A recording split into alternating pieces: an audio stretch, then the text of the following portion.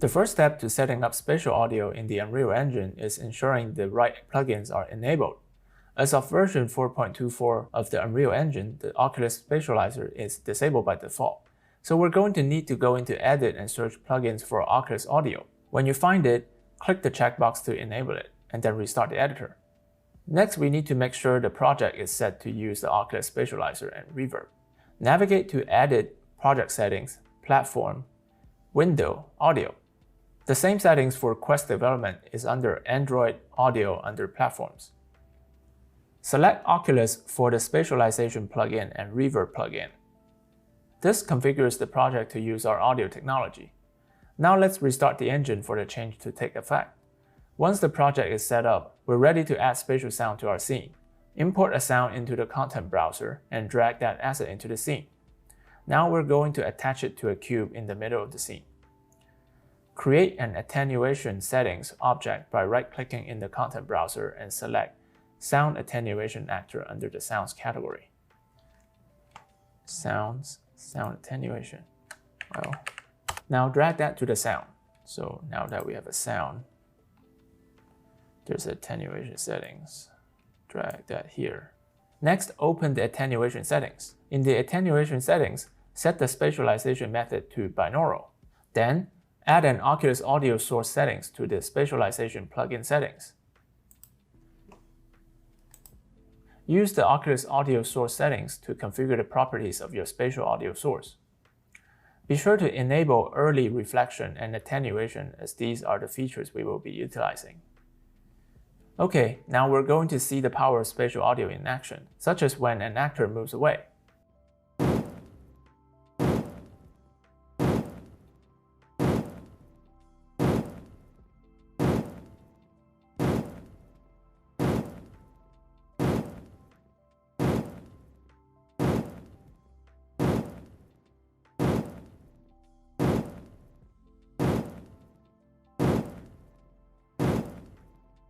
Can you notice a difference in the sound? As the sound gets further away, you should notice that the echoes are more pronounced because more waves are bouncing around the room, with echoes overlapping. This is called reverberation, or reverb. You'll also notice that the sound gets quieter as you walk away, which is what we mean when we say attenuation. Now let's move on to custom room modeling for our specific scene. To start, let's configure propagation. In order for propagation to work, we need to tell Oculus Audio Engine about meshes in the scene.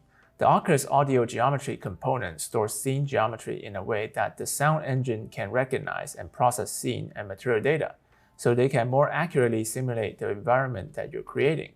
For example, ceramic tile and thick cloth are going to reflect audio in different ways. This is why a small bathroom sounds different than a living room. Select static meshes or actors in the scene and click Add Component and add an Oculus Audio Geometry component.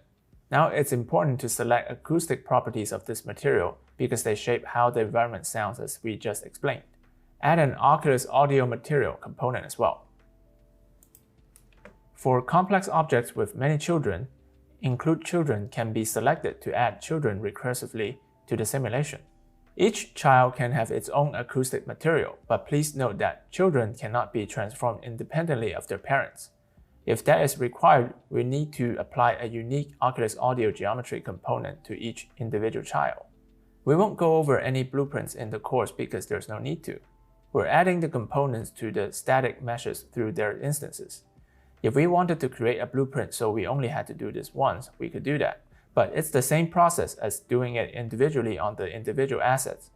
For example, on the walls we have added Oculus Audio Material, set its material preset to wood thick under settings, and added Oculus Audio Geometry. We're going to have to do this for each piece we want to have these components on.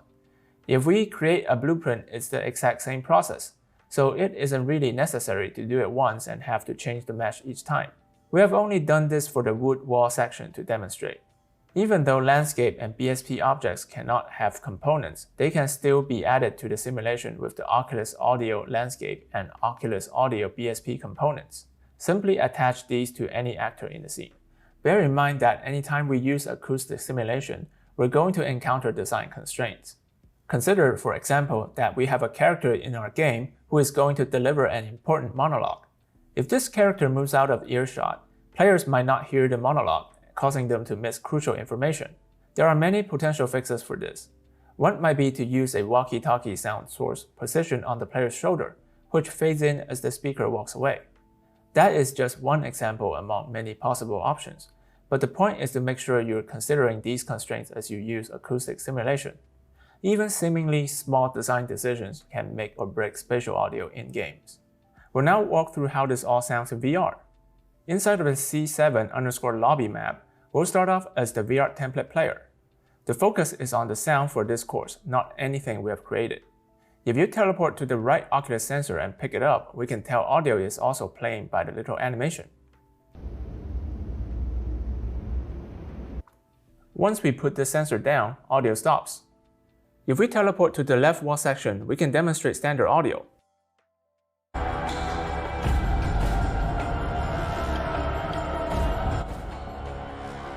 Keep in mind we're experiencing sound in mono from the video recording.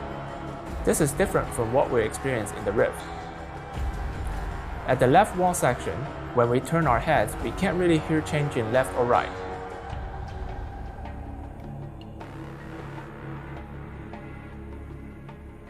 There is an attenuation here, as you normally have in most games.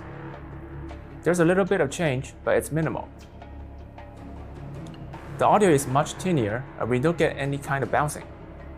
At the right wall section, the audio sounds much deeper.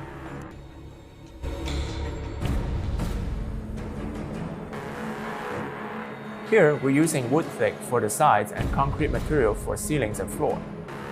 We can hear much deeper sounding audio in here versus at the left wall section. The source of the audio is in the middle where both sections meet.